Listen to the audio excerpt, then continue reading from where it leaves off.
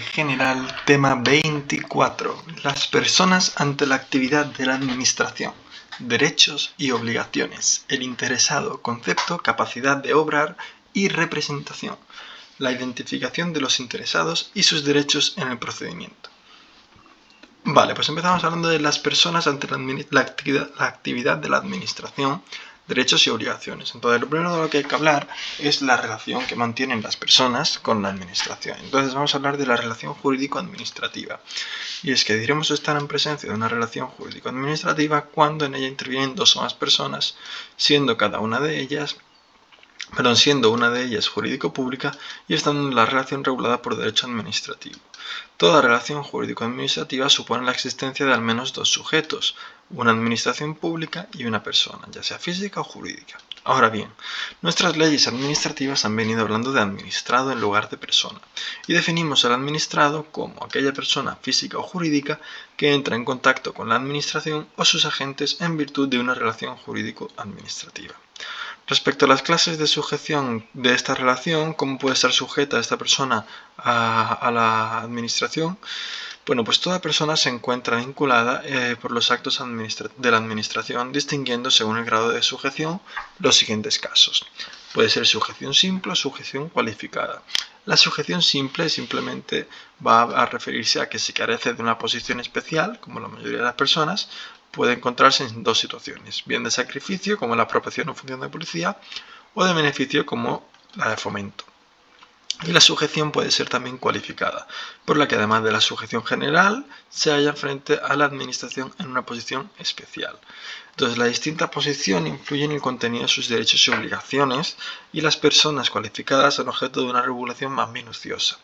Luego, respecto a los derechos de las personas en sus relaciones con las administraciones públicas, tenemos que, según el artículo 13 de la LPACAP, quienes tienen capacidad de obrar ante la administración son titulares de los siguientes derechos: comunicarse con las administraciones públicas a través de un punto general de acceso electrónico, ser asistido en el uso de medios electrónicos, utilizar las lenguas oficiales en su comunidad autónoma, acceder a la información pública, ser tratados con respeto, exigir responsabilidad de la administración, obtención y utilización de medios de identificación y firma electrónica, protección de datos, etc.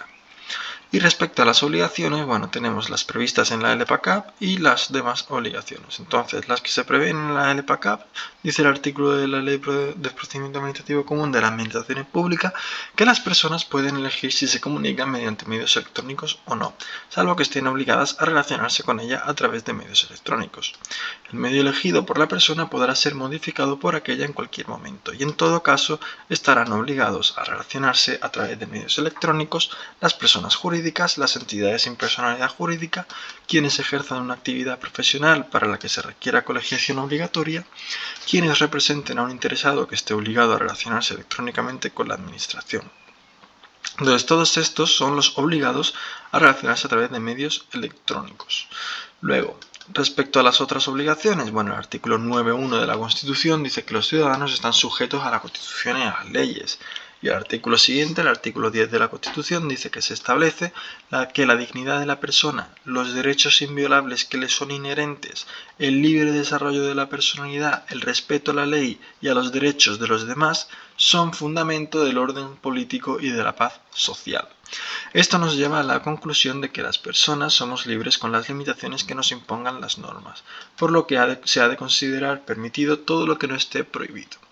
Respecto al interesado, segundo punto, vamos a ver el concepto, capacidad de obrar y representación del interesado. Entonces, como concepto, encontramos que una de las características básicas del procedimiento administrativo es su carácter contradictorio, es decir, la posibilidad de que se haga valer distintos intereses y se ofrezca a la otra parte la posibilidad de contradecirlos.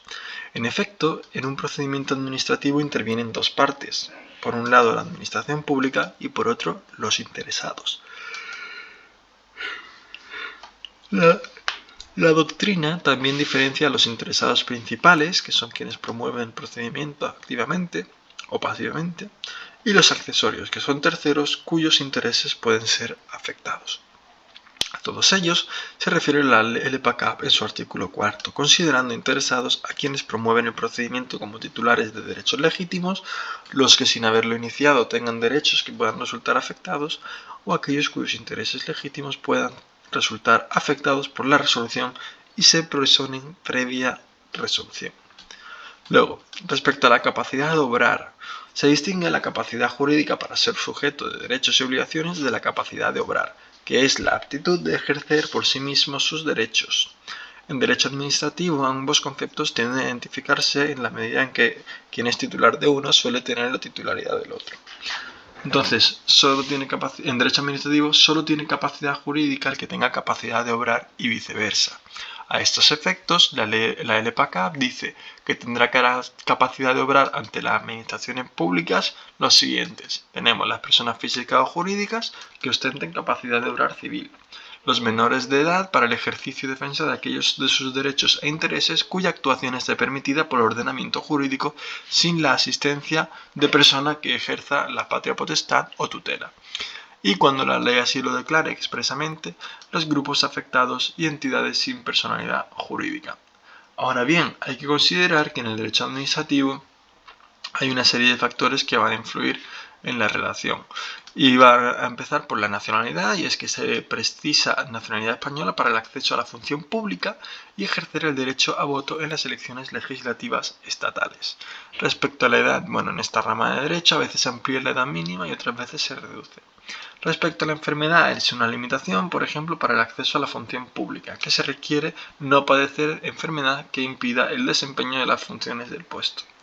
Luego, la condena penal dice que cuando conlleve la suspensión o inhabilitación para el desempeño de cargos públicos, tenemos la suspensión de empleo o cargo público, la inhabilitación absoluta, la inhabilitación especial para el empleo o cargo público y la inhabilitación especial para el sufragio pasivo.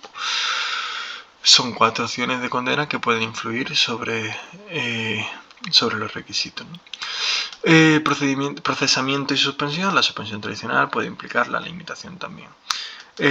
Concurso, bueno, el proceso de liquidación del patrimonio del deudor, ¿vale? Por insolvencia normalmente, por el que queda impedido de contratar para la administración pública. Y el domicilio es un factor esencial, sobre todo en el ámbito de la imputación de figuras tributarias, como el domicilio habitual.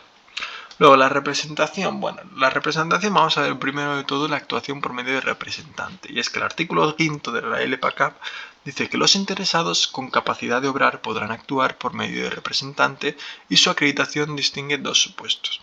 Para formular solicitudes deberá acreditarse la representación por cualquier medio válido en derecho que deje constancia fidedigna o mediante declaración en comparecencia personal del interesado. Y para los actos y gestiones de mero trámite se presume siempre la representación.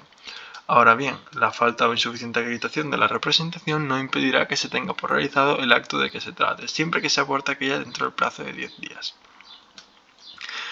Luego, el registro electrónico de apoderamiento. Dice la Administración General del Estado que las comunidades autónomas y las entidades locales que dispondrán de un registro electrónico general de apoderamientos, en el que deberá inscribirse al menos los de carácter general otorgados a PUDACTA para quienes sostenten la condición de interesado. Por quienes sostenten la condición de interesado. Los registros electrónicos generales y particulares de apoderamiento permitirán comprobar válidamente la representación de quienes actúen ante las administraciones públicas en nombre de un tercero. Los asientos que se realicen en los registros electrónicos deberán contener nombre y apellido y otros datos personales, fecha de inscripción, periodo de tiempo y tipo de poder que se otorgue. El poder se podrá clasificar en un poder general, que es cualquier actuación, cualquier administración. Un poder para alguna actuación específica ante una administración, para cualquier actuación ante una administración, y poder para trámites específicos. Y la representación tendrá una validez máxima de 5 años. Luego tenemos, por último punto, la identificación de los interesados y sus derechos en el procedimiento. Entonces, la identificación de los interesados en el procedimiento, primero vamos a hablar de los sistemas de identificación.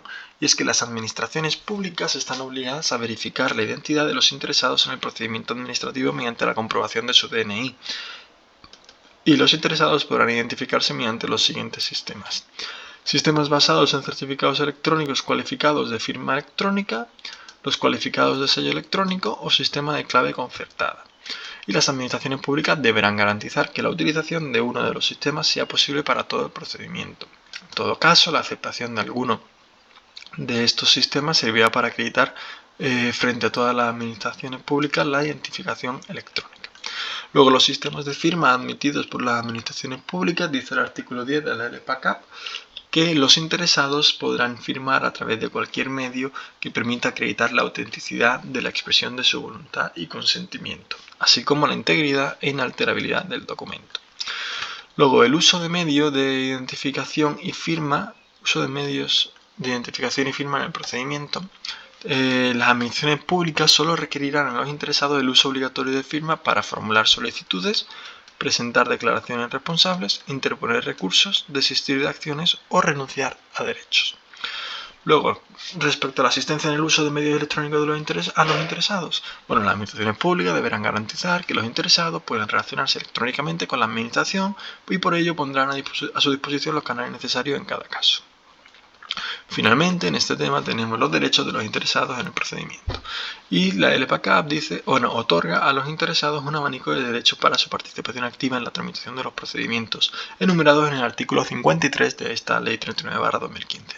De forma que podrán conocer en cualquier momento el estado de tramitación de los procedimientos en los que sean interesados, identificar a las autoridades y al personal al servicio de la administración pública, no presentar los documentos originales salvo de manera excepcional, no presentar datos y documentos no exigidos que ya se encuentren en poder de las administraciones públicas, formular alegaciones, obtener información sobre los requisitos jurídicos de las actuaciones a acometer, actuar asistidos de asesor o cumplir las obligaciones de pago a través de los medios electrónicos.